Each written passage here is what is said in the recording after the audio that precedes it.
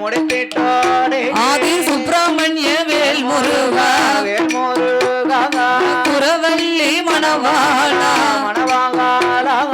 கந்தவடி வேல் முருகா சூரன் சண்டை முடித்தோனே ஆதி சுப்பிரமணிய வேல் முருகா அமரர்களை காத்தோனே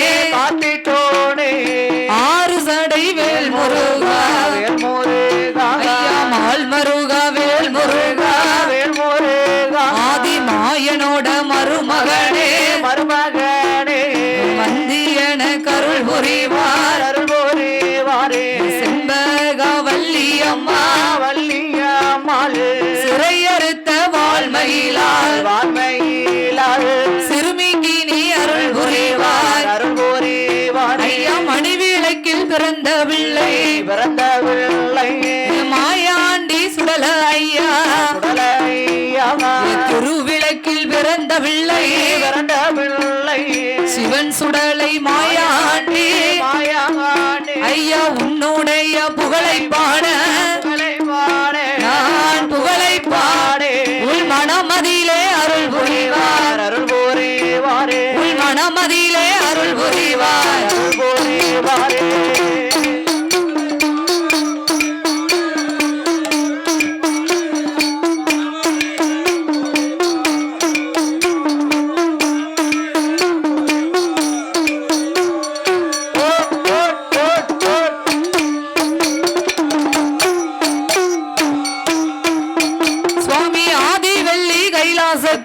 கைலாசத்தில் ஆணி வெண்ணால் முடி குடுங்க யாரெல்லாம் வாழ்ந்து வாராரே அரணோடு பார்வதியால் அன்புடனே கொழுவிருந்தார் அங்க இந்திரலோகம் தன்னதியில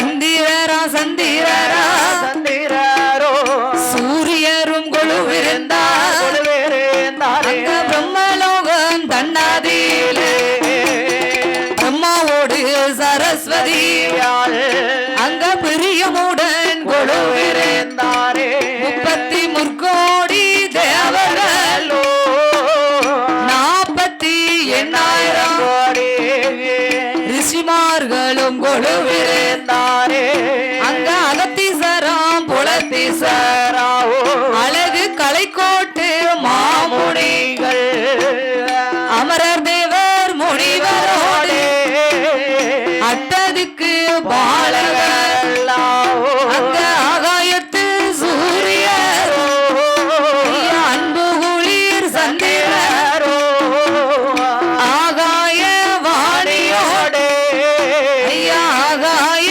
வாணியோடு அன்னை கங்காதேவி கொழுவிருந்தாளே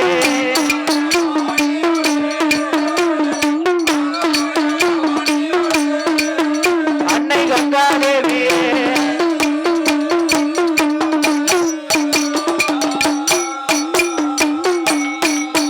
அங்க கொழுவிருக்கும் நாளையில கரை கண்ட பகவானுக்கு தேவலோக ரம்பையர்கள்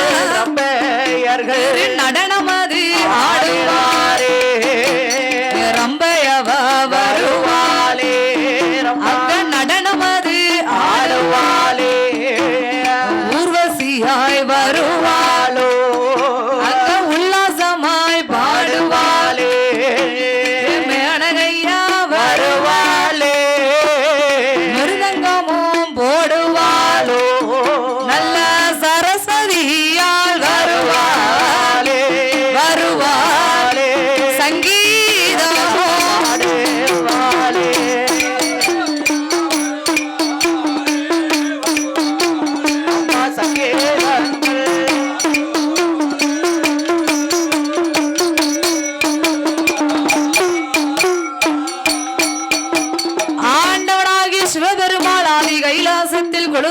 வருகின்ற வேளையில் வேளையில் யானை தோல் ஓர்வையும் புலித்தோல் ஆசனத்தோடு உமா மகேஸ்வரியோடு உடையவன் பகவான் கையிலே கொலுவிருந்து வருகின்றார். அப்படி கொலுவிருந்து வரக்கூடிய ஈசனாகிய சிவபெருமான் 14 உலகத்தை படைத்தார். இந்திரலோகம், மந்திரலோகம், சந்திரலோகம், வைகுந்தலோகம், வாய்வுலோகம், வர்ணலோகம், சக்திலோகம், சிவலோகம், தனலோகம், பூலோகம்.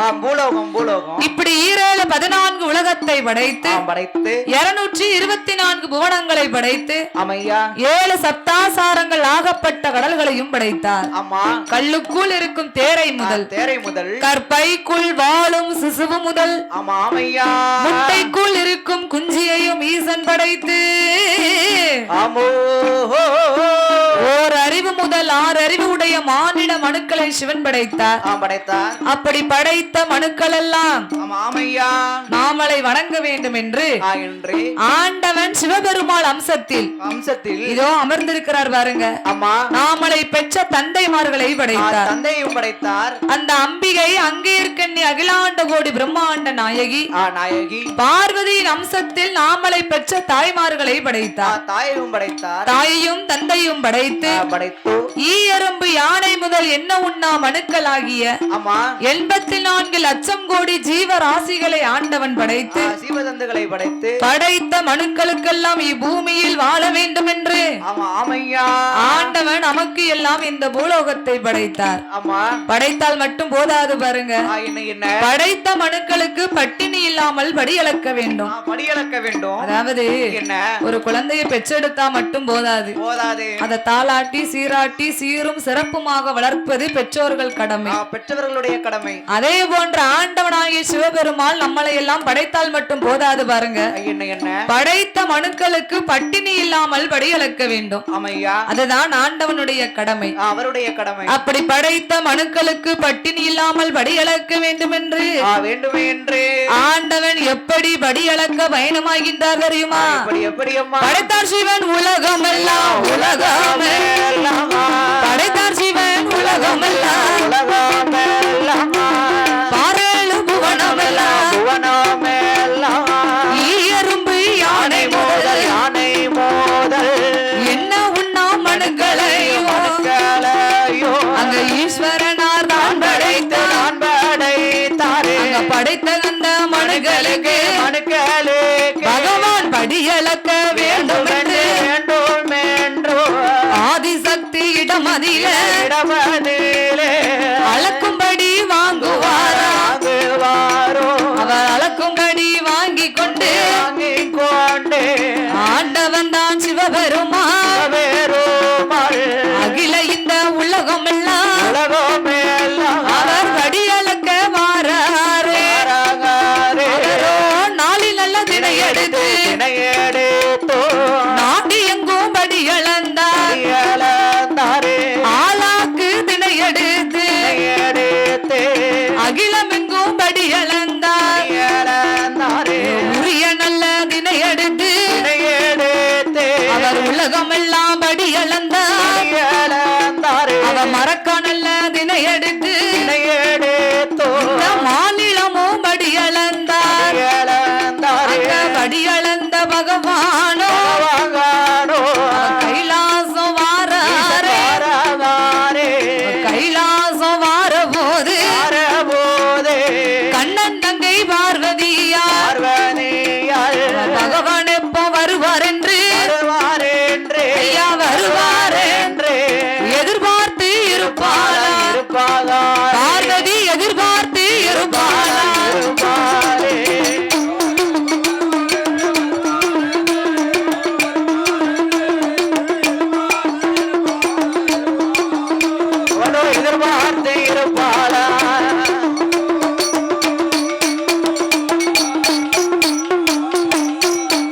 அங்க படியளந்த நல்ல பகவானுக்கு கைலாசம் ஈசன் வார போதே கண்ணன் தங்கை பார்வதியாள் தங்க நல்ல தாம்பூலத்தில் பாரிஜாத மலரெடுத்து கெண்டியில ஜலமெடுத்தோ அவ கிருபை உள்ள பகவானுக்கு பாத பூஜை முடிப்பாள்.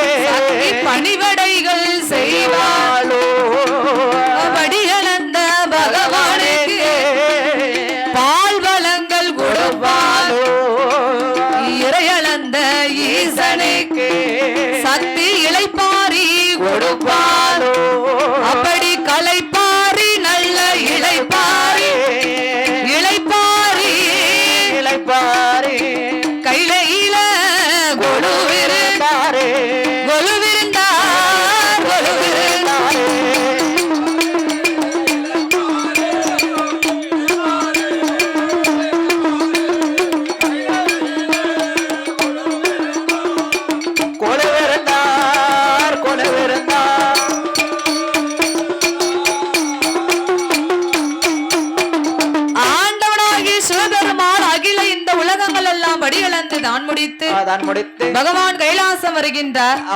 அப்ப பார்த்தால் பார்வதா தேவி பகவானுக்கு தங்க தாம்பூலத்தை எடுத்து வைத்தார். பகவானை அதில் நிக்க வைத்து பாரிஜாத மலரெடுத்து கெண்டியில் ஜலம் எடுத்து கிருபை உள்ள பகவானுக்கு பாத பூஜை முடித்தார். சக்தி பணிவிடைகள் செய்தார். அப்படி சக்தியும் சிவனுமாக ஆதி கைலாசத்தில் கொலுவிருந்து வர ஒரு நாள் தினமதியிலே ஆண்டவனுடைய கடமை என்ன? மீண்டும் பகவானுக்கு படியளப்பதுதான் பகவானின் கடமை. காலையிலும் மாலையிலும் படைத்த மனுக்களுக்கு பட்டினி இல்லாமல் படியளக்க வேண்டும். அதனால் மறுநாள் தினமதியிலே ஆண்டவன் மீண்டும் படியளக்க பயணமாகும் போது பார்த்தால் ஆதி சக்தியான பார்வதா தேவி ஆண்டவா ஈரேழு உலகமெல்லாம் நீங்கள் படியளக்க போகும்போது இந்த பார்வதி இந்த கைலாசத்தில் தனியாக தானே இருக்கின்றேன். அதனால் நான் தனியாக இருக்க மாட்டேன் என்று ஆதிசக்தியான பார்வதி ஆண்டவனிடத்தில் என்ன சொல்கிறாள் தெரியுமா? சுவாமி ஆண்டவனே பகவானே, ஆண்டவனே பகவானே, ஈரேழு உலகமே படியளக்க போகும்போது பகவானோட படியளப்பை பார்வதியால் பார்க்கணும். சிவனாரோட படியளப்பை சக்தி நானும் பார்க்கணும். கொண்டவனின் படியளப்பை கோமதியால் பார்க்கணும். கடவுளோட படியளப்பை கடவுளோட படியளப்பை கண்ணன் தங்கை பார்க்கணும்.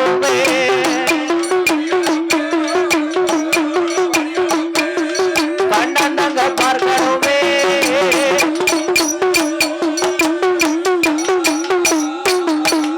அங்கே பார்வதியும் சொன்னவோ ஆண்டவன் தான் பகவானோ எடியம்மா பார்வதி ஈரேழு உலகமெல்லாம் படியளக்க போகும்போது பார்வதி நீ வந்தையானால் பழிமோசம் வந்து சேரோ. ஈரேழு உலகமெல்லாம் இறையளக்க போகும்போது ஈஸ்வரி நீ வந்தையானால் இளஞ்சல் வந்து சேருமாடி. படியளக்க வேண்டாம், படியளக்க பகவான் தேவி பார்வதியே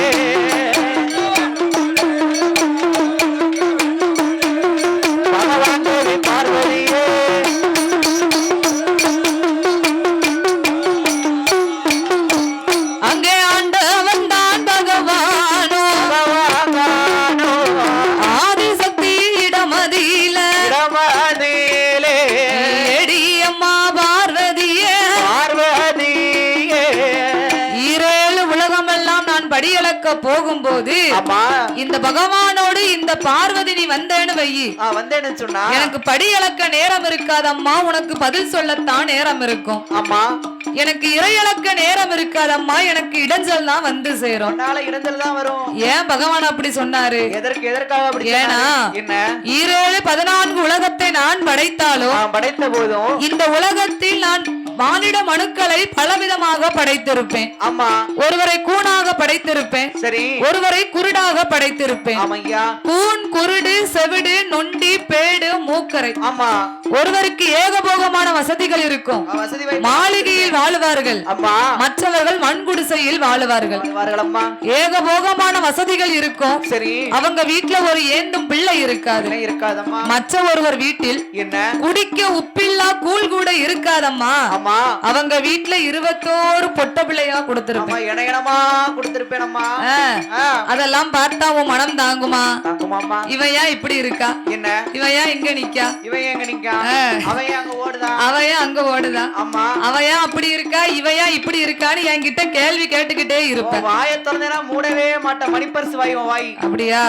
வாயை திறக்க மூட திறக்க. அதனால நீ என்னோடு படியளக்க வந்தேன்னு வை, என்கிட்ட கேள்வி கேட்டுக்கிட்டே இருப்ப. உனக்கு பதில் சொல்லத்தான் நேரம் இருக்குமே தவிர எனக்கு படியளக்க நேரம் இருக்காது. அதனால் நீ படியளக்க வேண்டாம் பார்வதி. அங்கே ஆண்டவனும் சொன்ன போது அங்கே ஆதிசக்தி பார்வதியா அவ எண்ணாத எண்ணமெல்லாம்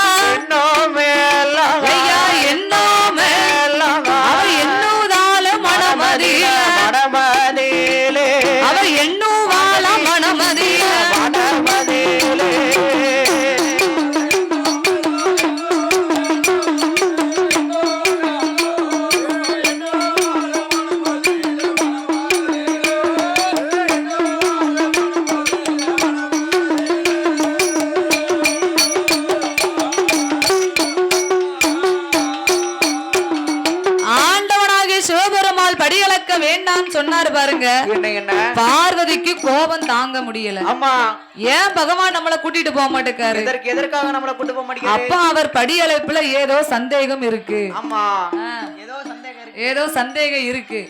இவர் படி ஒழுங்கா அளக்காரா என்ன இல்ல பட்டினியா போட்டு வாராரா ஆமா அப்படின்னு நாம பரிசோதிக்கணும். சரி, இவர் படியளப்பில் ஏதோ சந்தேகம் இருக்கிறதுனாலதான் நம்மள கூட்டிட்டு போக மாட்டேக்காரு. ஆமா, அதனால் பகவானின் படியளப்பை நாம் பரிசோதித்து பார்க்க வேண்டும் என்று ஆதி சக்தியான பார்வதி என்ன மனசுல எண்ணாத எண்ணமெல்லாம் நினைக்கா. ஆமா, பகவான பரிசோதிக்கணும்னா சரி, ஏதாவது 2 உயிரை நம்ம பிடிச்சு அடைக்கணும். ஆமா, பிடிச்சு அடைக்கணும்னா அதுக்கு ஏற்ற ஒரு ஆமா சிமிழ் ஒண்ணு வேணும். சிமிழ் வேணும்.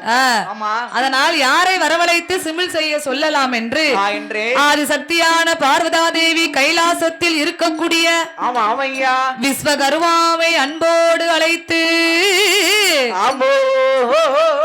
என் மகனே விஸ்வகர்மா விஸ்வகர்மா என் மகனே விஸ்வகர்மா விஸ்வகர்மா விஸ்திரமா செப்பு செய்து எப்பா செப்பு செய்தோ சிறப்புடனே கொண்டு வாப்பா கொண்டு வாப்பா.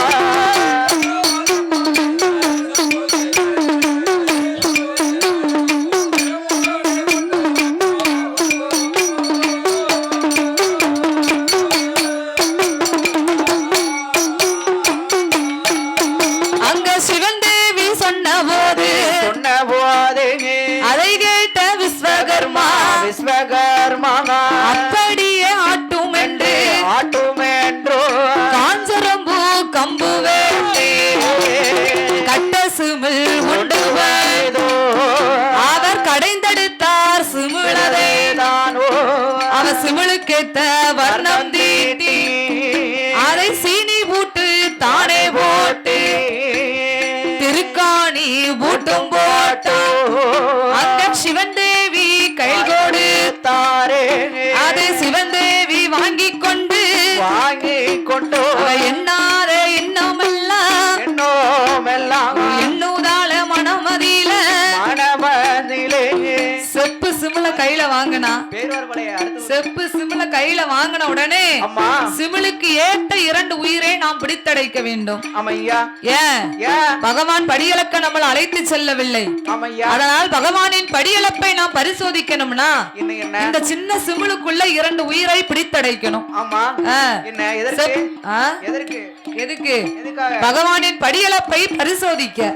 அந்த சின்ன சிமிழுக்குள் 2 உயிரை பிடித்தடைக்கணும்னா யார பிடிச்சடைக்கலாம்? யார?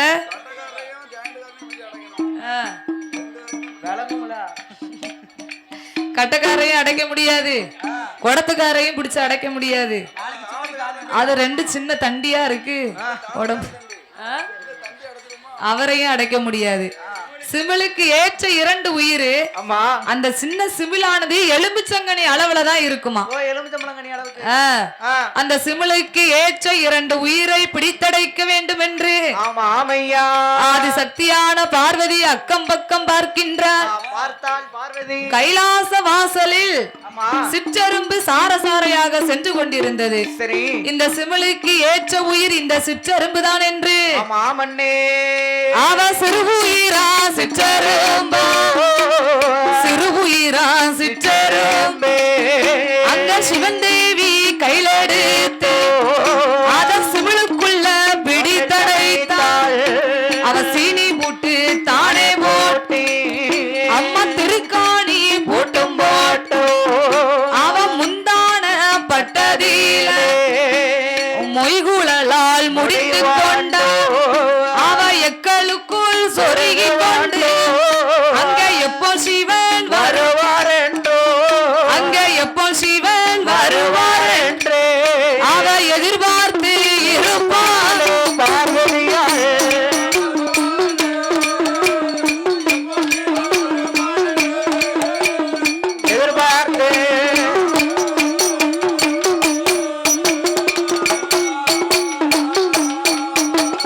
எதிர்பார்த்து இருக்கும் போதோ ஈசனான சிவபெருமாள் அவர் 7 உலகமெல்லாம் படியளந்து தான் முடித்து பகவான் கைலாசம் வாராதே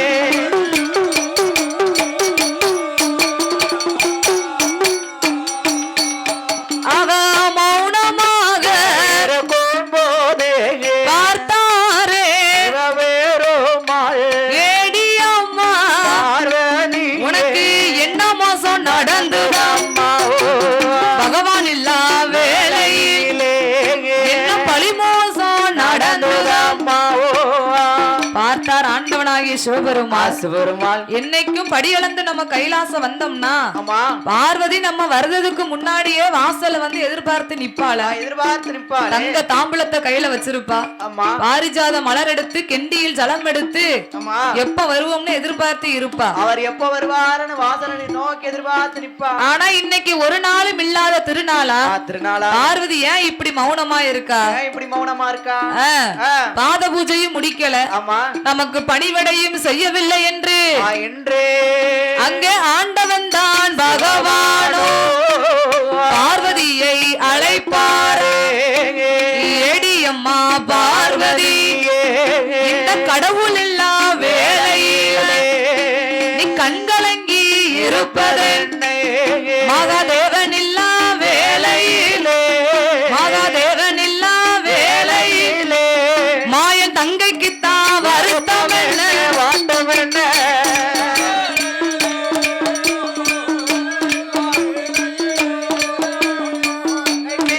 வாட்டம் என்ன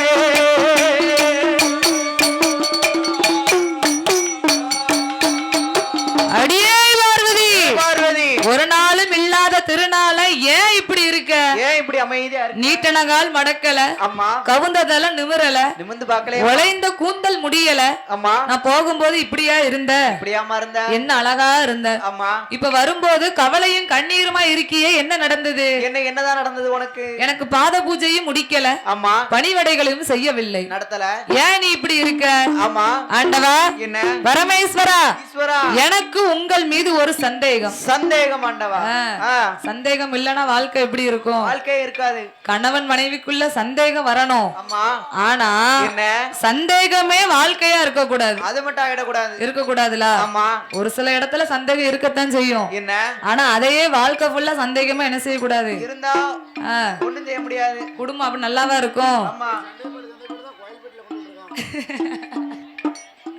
கோயில் பெட்டியில விட்டுருக்கானா யார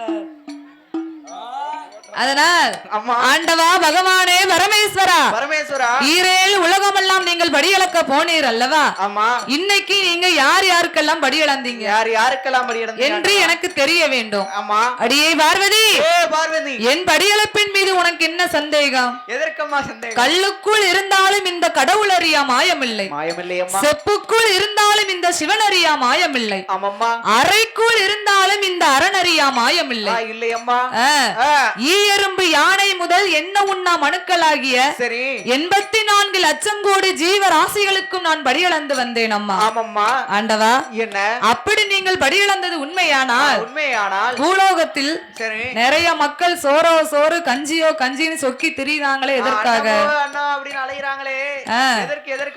அடியே பார்வதி என்னை யார் வணங்காமல் இருக்கின்றார்களோ அவர்களுக்கு நான் ஒரு நாளும் படியளக்க மாட்டேன்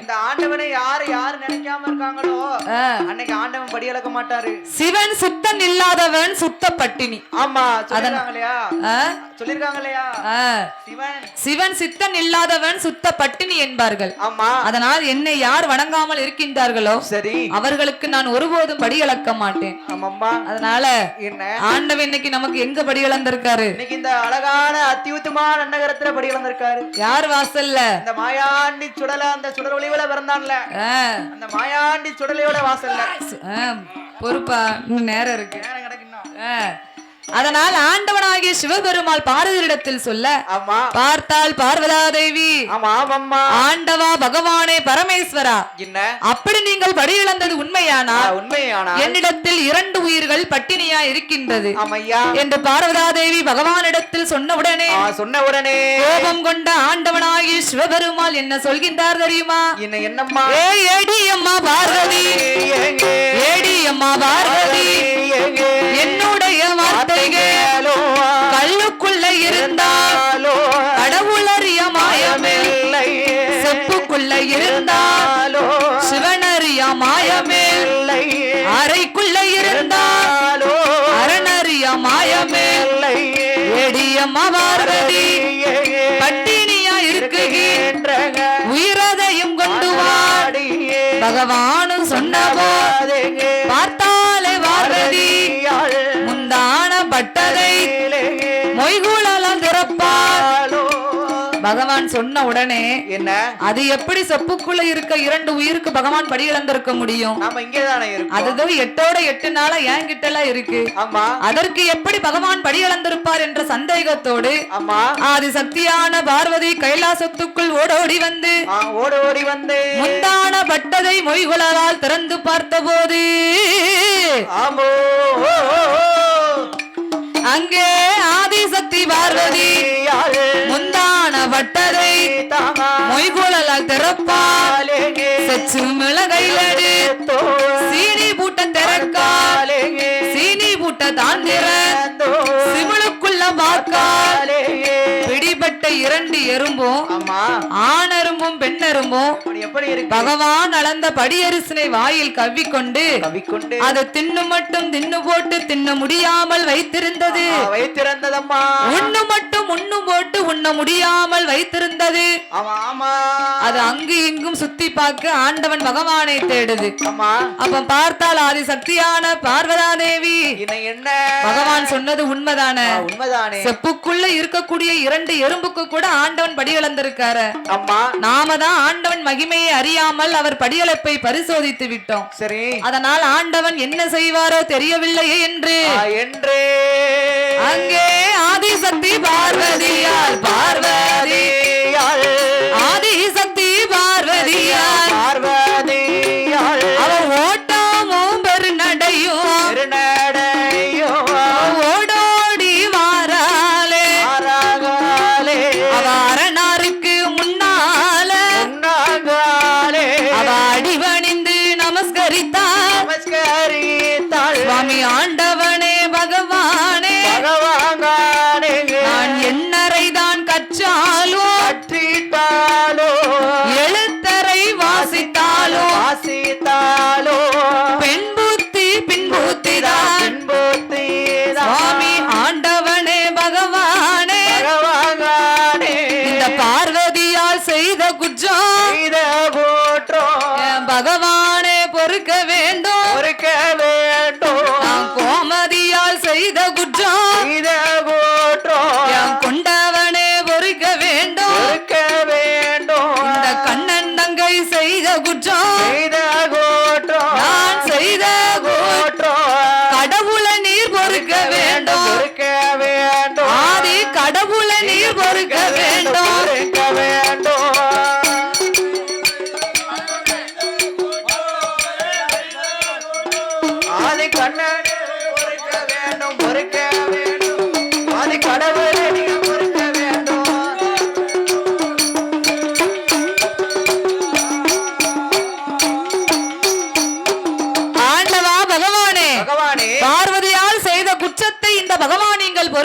பொறுக்க வேண்டும். என்னரை கட்சி எழுத்தரை வாசித்தாலும் பெண் புத்தி பின் புத்தி அல்லவா? அதனால் உங்களை உங்கள் மகிமையை அறியாமல் நான் பரிசோதித்து விட்டேன். அதனால் நீங்கள் மன்னித்து அருள வேண்டும் ஆண்டவா. அடியே பார்வதி, என்னை சந்தேகப்பட்டாலும் பரவாயில்லை. என் படியளப்பின் மீது சந்தேகம் கொண்டாய் அல்லவா? அதனால் உனக்கு நான் சாபத்தை கொடுப்பேன். கொடுக்க போறேன் ஆண்டவா. என்ன அம்மா பார்வதி, பகவானை பரிச்சை செய்த பெரிய பாவத்தை நீ எப்ப தீர்ப்பாய்? இந்த கொண்டவனை பரிச்சை செய்த கொடிய பாவத்தை நீ எப்ப தீர்ப்பாய் அம்மா என்று பகவான் பார்வதி இடத்தில் கேட்டவுடனே ஆதி சக்தியான பார்வதா தேவி என்ன ஆண்டவா பகவானே பரமேஸ்வரா பகவானுக்கு செய்த குற்றத்தை இந்த பார்வதி நான் தீர்க்க வேண்டும் என்றால் எனக்கு நீங்கள் குழந்தை வரம் கொடுக்க வேண்டும் ஆண்டவா. கொண்டவனுக்கு பரிசு செய்த கொடிய பாவத்தை நான் தீர்க்க வேண்டும் என்றால் எனக்கு நீங்கள் குழந்தை வரம் கொடுத்தாக வேண்டும். அடியை பார்வதி, எந்த வரம் கேட்டாலும் இந்த வரம் மட்டும் கேளாதம்மா. குழந்தை வரம் மட்டும் கேட்காதே. உனக்கு ஏற்கனவே 2 குழந்தை நான் கொடுத்தேன் அல்லவா? அதில் மூத்த மகன் கணபதியானவர் தாயின் குணத்தை போல் பெண்ணை கேட்டு சந்தி தூரம் போய் அமர்ந்தார். இளைய மகன் வேல்முருகன் வள்ளி மேல் ஆசை கொண்டு பழனி மலையில போய் அமர்ந்தார். குரத்தி மேல் ஆசை கொண்டு குன்று தூரம் அமர்ந்தார். அதனால் 3வது பிள்ளையை இந்த முக்கண்ணன் உனக்கு கொடுத்தேனானால் அவன் என்ன செய்வான் தெரியுமா? ஏடியம்மா பார்வதி, ஏடியம்மா பார்வதி, 3வது பிள்ளையை முக்கண்ணனும் கொடுத்தேனானால் உன்னையும் மதிக்க மாட்டான், என்னை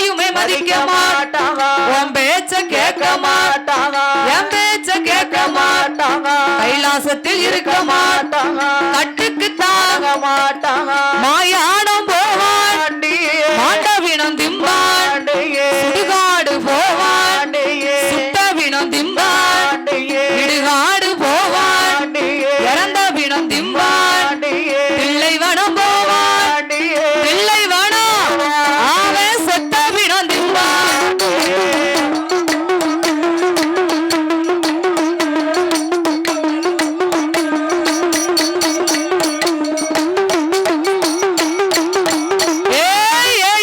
பார்வதி மூன்றாவது பிள்ளையை முக்கண்ணனும் கொடுத்தேனா கட்டுக்கு தாடங்க மாட்டான் கைலாசத்தில் இருக்க மாட்டான் பிள்ளையாக பிறக்க மாட்டான் பிள்ளையாக மாட்டான் பேய்களுக்கு ராஜா அவனோ பேய்களுக்கு ராஜாவே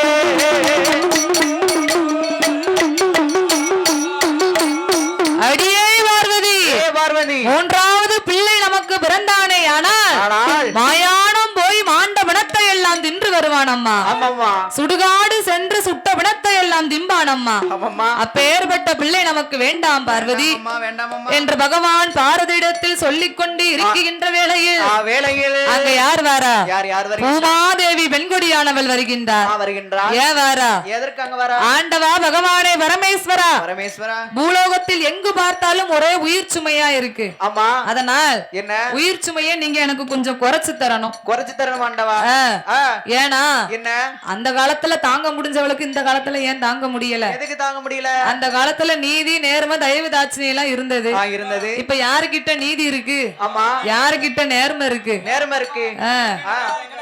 அப்படிலாம் எதுவுமே இந்த காலத்துல இல்ல அதனால் பூமாதேவி பெண்கொடியானவளுக்கு உயிர் சுமையை தாங்க முடியவில்லை உடனே பகவானிடத்தில் சொல்ல அம்மா பூமாதேவி உன்னுடைய உயிர் சுமையை நான் குறைத்து தருகிறேன் அதனால் கைலாச வள்ளுவரை ஆண்டவன் அழைத்தார் ஐயா வள்ளுவரே பூலோகம் சென்று நீங்கள் பறையோசை அடிக்க வேண்டும் எப்படி அடிக்கணும் எப்படி பூவு இருக்க பிஞ்சு இருக்க காய் இருக்க கனி இருக்க கனியிலே கனிந்த கனி மட்டும் பழுத்து வரும்படியாக பறையோசை அடிக்க வேண்டும் என்று ஆண்டவன் வள்ளுவரிடத்தில் சொன்னவுடனே கைலாச வள்ளுவர் அப்படியே ஆகட்டும் என்று வெள்ளையானை மீதிலேறி பூலோகம் வந்து பறையோசை அடிக்க வந்தார் அப்ப பார்த்தார் நாரத மகாமுனிவர் வள்ளுவர் ஏதோ சாபம் கொடுக்க வந்திருக்கார் அவருக்கு கோபம் வந்தா தான் சாபத்தை கொடுப்பார் அதனால் அங்க இருக்கக்கூடிய சின்ன சிறுவர்களை அழைத்தார் அப்பா தம்பி இங்க வா வெள்ளை யானை மேல ஒருத்தர் இருக்கார் பாரு அவன் ஒரு லூசு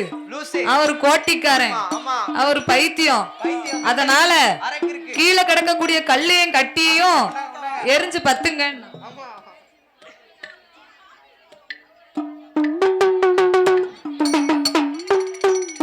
கிடக்கக்கூடிய கல்லையும் கட்டியும் அடிச்சு பத்துங்கன்னா சொன்னதை சொல்லும் கிளிப்பிள்ளை என்பதை போல சின்ன சிறுவர்கள் எல்லாம் கல்லையும் கட்டியும் பறக்குனாங்க வள்ளுவர் மேல மாறி மாறி மாறி மாறி எறியுறாங்க உடனே வள்ளுவருக்கு வேதனை தாங்க முடியவில்லை வேதனை தாங்க முடியாமல் ஆண்டவன் சொன்ன சொல்லுக்கு இணங்க மாறாக பறையோசை அடித்தார் பகவான் எப்படி பறையோசை அடிக்க சொன்னார் என்ன சொன்னாரு பூ இருக்க பிஞ்சு இருக்க காய் இருக்க கனி இருக்க கனியிலையும் கனிந்த கனி மட்டும் பழுத்துதிரன் அடிக்க சொன்னாரு அப்படியா ஆனால் வள்ளுவர் அதற்கு மாறாக எப்படி அடித்தார் தெரியுமா ஐயா பூதீர பிஞ்சூதீர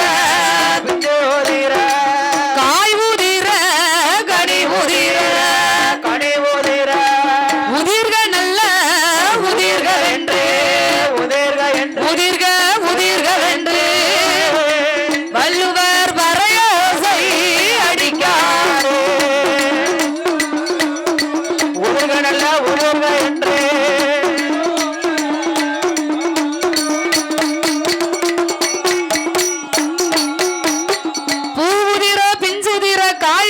கனி உதிர என்று வள்ளுவர் பறையோசை அடித்தார் பாருங்க அவர் பறையோசை அடிக்க அடிக்க என்ன பூவிலையும் போகுது பிஞ்சிலையும் போகுது காயிலையும் போகுது கனியிலையும் போகுது பூவுனா என்ன தாய் வயிற்றில் இருக்கக்கூடிய பூவுனா பிறந்த குழந்தை ஆமா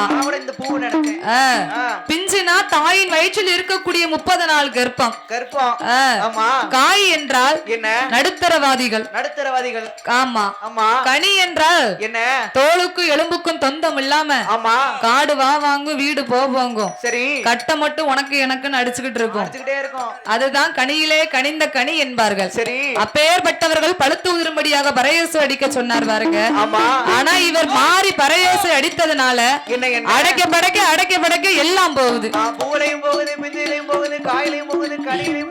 பார்த்தால் பூமாதேவி பெண்கொடியானவள் உயிர் சுமையை காட்டிலும் அவளுக்கு பெணச்சுமையை தாங்க முடியவில்லை அந்த காலத்துல இறப்பு என்பதே கிடையாதாம் அதனால இறந்த பிணத்தை எல்லாம் என்ன செய்வதென்று தெரியவில்லை இறந்த பிணங்களை எல்லாம் மையம் என்று அழைப்பார்கள் அதனால் அந்த மையங்களை எல்லாம் ஈசானிய மூலையில் கொண்டு போய் குமித்ததனாலதான் அதற்கு மையான கரை என்று பெயர் வந்தது அப்படி இறந்த பிணத்தை எல்லாம் தாங்க முடியாமல் உயிர் சுமை காட்டிலும் பெணச்சுமை அதிகமாகி இருப்பதனால இசைக்கலைஞர்கள் எங்கிருந்தாலும் உடனடியாக ஆலயத்திற்குள் முன் வருமாறு விழாக்கமடியர் சார்பாக கேட்டுக் கொள்ளப்படுகிறார்கள் பூமாதேவி மீண்டும் கைலாசம் ஓடோடி வந்து ஆண்டவா பரமேஸ்வரா உயிர் சுமை காட்டிலும் பிணச்சுமை தாங்க முடியவில்லை எனக்கு நீங்கள் பிணச்சுமையை குறைத்து தர வேண்டும் என்று பூமாதேவி ஆண்டவனிடத்தில் சொன்னவுடனே அடியே பூமாதேவி உன்னுடைய பிணச்சுமையை குறைப்பது என்னுடைய கடமை என்று நானே வந்து பிள்ளையாக பிறந்து உன் பிணச்சுமையை குறைத்து தருகிறேன்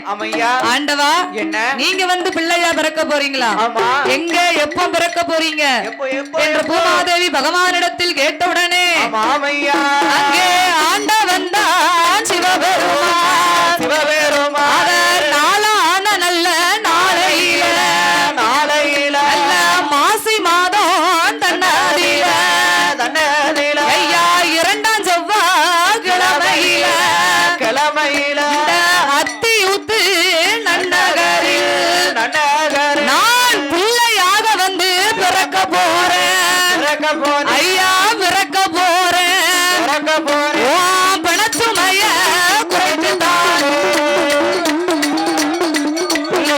பிறக்க போறேன்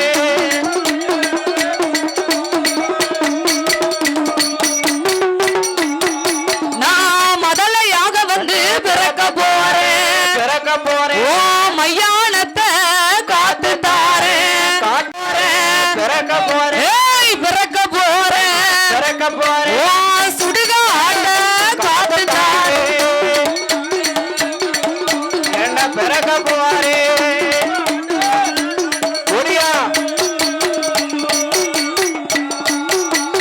ஆண்டவன் பூமாதேவி இடத்தில் சொன்னவுடனே பார்த்தால் பார்வதி ஆண்டவா செய்த பாவத்தை தீர்க்க நான் ஒரு பிள்ளை வரம் கேட்டேன் எனக்கு இல்லை என்று விட்டீர்கள் அதனால் பூலோகத்தில் நீங்க எங்கு போய் பிள்ளையாக பிறந்தாலும் அங்கு வந்து நானும் பிறப்பேன் ஆண்டவா நான் எப்படி வந்து பிறப்பேன் தெரியுமா சுவாமி ஆண்டவனே பகவானே பிள்ளையாக வந்து பிறந்திரானா ஐயா பிறந்திரானா பேச்சியாக நாம் பிறப்பேன்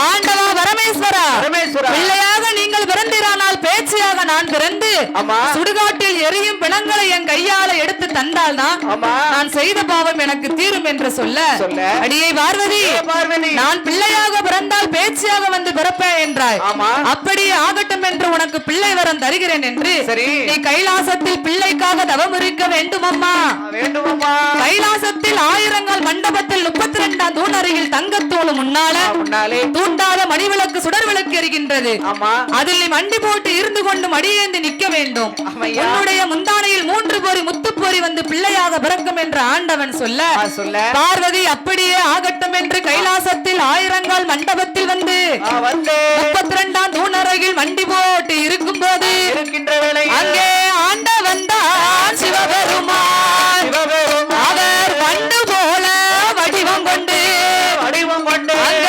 தூண்டாத மணிவிளக்கை ஐயா மணிவிளக்கை அங்க தூண்டுவாரா சிவபெருமான் தூண்டாத மணிவிளக்கை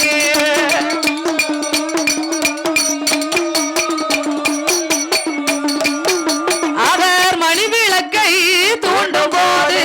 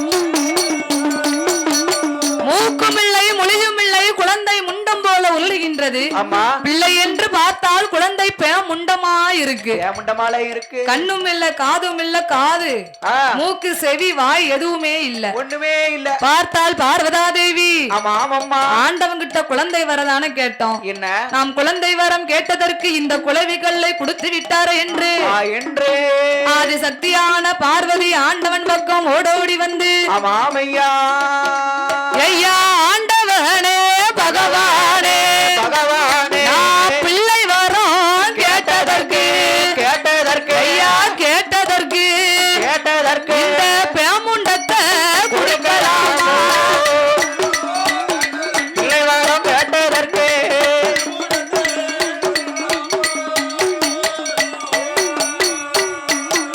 நான் குழந்தை வரம் கேட்டதற்கு இந்த குலவி கல்ல கொடுக்கலாமா, அதனால் உருபிடிக்க வேண்டும் ஐயா, நீங்கள் உயிர் கொடுக்க வேண்டும் என்று அங்க பார்வதியும் கேட்டபோது அங்க படைக்கப்பட்ட பிரம்மதேவன் அங்க உருபிடித்தார் பிரம்மதேவன் அங்க உயிர் கொடுத்தார் சிவபெருமான் அங்க உயிர் கொடுத்த வேளையில ஐயா உதித்த அந்த குழந்தைக்கு தான் அது கண்ணுருட்டி பாக்குதையா ஐயா பாக்குதையா குழந்தை கைய காண உதறுதையா கண்ணோரத்தை பார்க்கணையா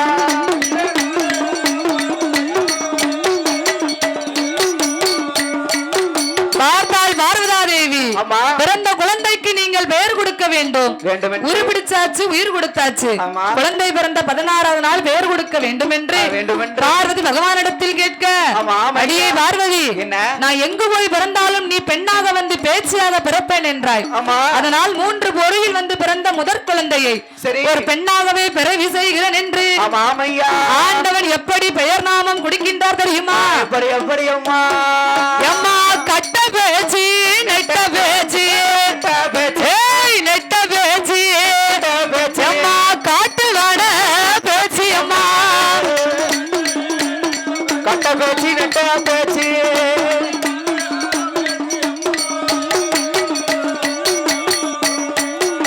எம்மா கட்ட பேச்சு நெட்ட பேச்சு காட்டு வாட பேச்சு அம்மா மணிவிளக்கில் பிறந்த பிள்ளை மாயாண்டி சுடலாய்யா திருவிளக்கு பிறந்த பிள்ளை செஞ்சுடல மாயாண்டி முண்ட போல உண்டதால முண்டன் சூடல்ல என்றோம் அந்த பேர் கொடுத்த வேலையில உயிர்த்த அந்த குழந்தையும் தான் ஆடுதையா மாடுதையா ஆதாளி போடுதையா மணிவிளக்கு பிறந்த பிள்ளை மாயாண்டி சுடலாய்யா உனக்கு வேலை நல்ல வேலை ஐயா விளையாடு சமயம் ஐயா சாமனடு சாமம் போல சதி சாம வேலையில மாயாண்டி சுடலையா உனக்கு கட்டையில விளமிருந்து கருகி விட வேகுதையா எற்களம்பூ கட்டையில இருந்து விட வேகுதப்பா பூசரம்பூ கட்டையில உனக்கு பணம் இருந்து வேகுதப்பா செண்பகப்பூ கட்டையில செத்தபிடம் வேகுதப்பா மாண்டபிடம் வேகும் போது எங்க மாயாண்டி சுடலைக்குத்தான் அது மல்லிகப்பு மணக்குதையா செத்தபிடம் வேகும் போது செண்பகப்பு மணக்குதையா அங்க மாண்டபிடம் வேகும் போது மாயான பேச்சியம்மா அங்க மகனையும் அழைப்பாளா என் மகனை உடலாய்யா மாயான வந்தையானா மாண்டபிடம் தின்றிடலாம் நீ சுடுகாடு வந்தையானா சுட்டபிடம் தின்றிடலாம் என்ற பேச்சியம்மா அழைத்த போது பேரு பெற்ற மாயாண்டி அவர் தொட்டில் விட்டு கீழிறங்கி அவர் பிள்ளை நல்ல சொருவ விட்டு பெரிய ஒரு சொருவம் கண்டு மாயாண்டி சுடலையா அவர் கச்ச ரிஞ்சு கட்டி கருங்கச்ச